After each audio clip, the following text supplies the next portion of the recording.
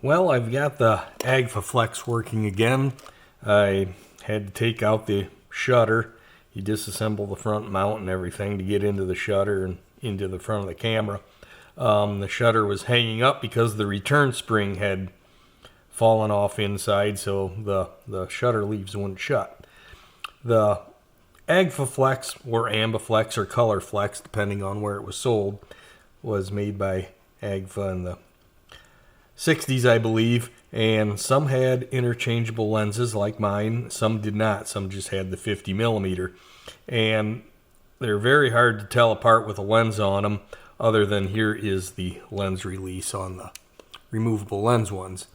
It's a leaf shutter SLR, which is a little bit strange, but not totally strange, because that's the Hasselblad 500C and also the big monstrous Fuji GX 680 uses a leaf shutter in their lenses.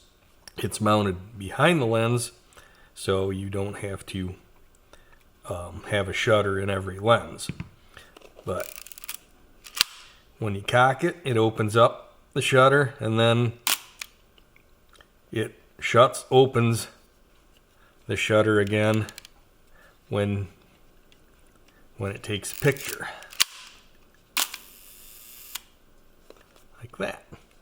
What's neat about this is not only is it an interchangeable lens, let me put the lens back on here, bayonet mount, this has interchangeable finders. So you can take the finder off here, put a different, can't change screens, but this finder here is evidently what all the kids like now. It's a little pop-up waist level finder. So you can look at it that way, or you can pop this up and get the regular pentaprism, which I don't have. This lens here is a 90mm. I don't have a 50, but they also made a 35 and I believe a 135, and they may have even made a longer, somewhere around 200, which I guess is pretty rare. So things seem to be working right now, and I guess what the next step is to put some film in it and shoot it. See what we get.